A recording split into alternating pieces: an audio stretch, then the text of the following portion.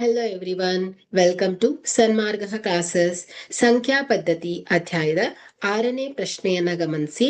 2 ಭಾಗಲಬ್ಧ ಸಂಖ್ಯೆಗಳ ನಡುವೆ ಆಯ್ಕೆ ಎ ಯಾವುದೇ ಭಾಗಲಬ್ಧ ಸಂಖ್ಯೆ ಇಲ್ಲ, ಆಯ್ಕೆ ಬಿ ನಿಖರವಾಗಿ ಒಂದು ಭಾಗಲಬ್ಧ ಸಂಖ್ಯೆ ಇದೆ, ಆಯ್ಕೆ ಸಿ ಅಪರಿಮಿತ ಸಂಖ್ಯೆಯ ಭಾಗಲಬ್ಧ ಸಂಖ್ಯೆಗಳಿವೆ, ಆಯ್ಕೆ ಡಿ ಒಂದೇ ಒಂದು ಭಾಗಲಬ್ಧ ಸಂಖ್ಯೆ ಇದೆ ಮತ್ತು ಅಭಾಗಲಬ್ಧ ಸಂಖ್ಯೆ ಇದೆ.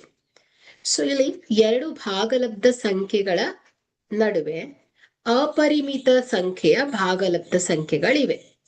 ಸೊ ಉದಾಹರಣೆಯನ್ನ ನೋಡೋಣ. ನೋಡಿ, ಇಲ್ಲಿ 1 ಮತ್ತೆ 2 ಭಾಗಲಬ್ಧ ಸಂಖ್ಯೆ ಅಲ್ವಾ. ಸೊ ಈಗ ನಾವು ಇದ್ರ ಮಧ್ಯದಲ್ಲಿ ಅಪರಿಮಿತ ಸಂಖ್ಯೆಯ ಭಾಗಲಬ್ಧ ಸಂಖ್ಯೆ ಇದೆ ಅಂತ ಹೇಳಿದ್ದೇವೆ. ಸೊ ಹೇಗೆ ನೋಡಿ, 1 ಮತ್ತು 2 ನಡುವೆ ಇರುವಂತ ಒಂದು ಸಂಖ್ಯೆಯನ್ನ ಕಂಡುಹಿಡಿಯೋಣ. ಸೊ ಇದು 2 ಮಧ್ಯೆ ಇರುವಂತಹ ಒಂದು ಸಂಖ್ಯೆಯನ್ನ ಹುಡುಕ್ಬೇಕು ಅಂದ್ರೆ ನಾವೇನ್ ಮಾಡ್ತೇವೆ, ಅವುಗಳನ್ನ ಕೂಡಿ 2ರಿಂದ ಭಾಗಿಸ್ಬೇಕಾಗತ್ತೆ. So 1 + 2 divided by 2. So 3/2. So ಎಷ್ಟು ಬರುತ್ತೆ, 1.5 ಬಂದಿದೆ. ಅಂದ್ರೆ 1 ಮತ್ತೆ 2 ನಡುವೆ ಒಂದು ಭಾಗಲಬ್ಧ ಸಂಖ್ಯೆ ಸಿಕ್ತು. ಸೊ ಈಗ ನೆಕ್ಸ್ಟ್ ಮತ್ತೆ 1 ಮತ್ತು 1.5 ನಡುವೆ ಇರುವಂತಹ ಭಾಗಲಬ್ಧ ಸಂಖ್ಯೆ. ಸೊ ಇದನ್ನ 1 + 1.5 ಡಿವೈಡೆಡ್ ಬೈ 2 ಮಾಡಿ. ಸೊ ಆಗ ಆನ್ಸರ್ 1.25 ಬಂದಿದೆ. 1 ಮತ್ತೆ 1.25 ನಡುವೆ ಮತ್ತೆ 1 ಮತ್ತು 1.25 ನಡುವೆ ಹುಡುಕಿದ್ರೆ ಮತ್ತೆ ಭಾಗಲಬ್ಧ ಸಂಖ್ಯೆ ಸಿಗತ್ತೆ.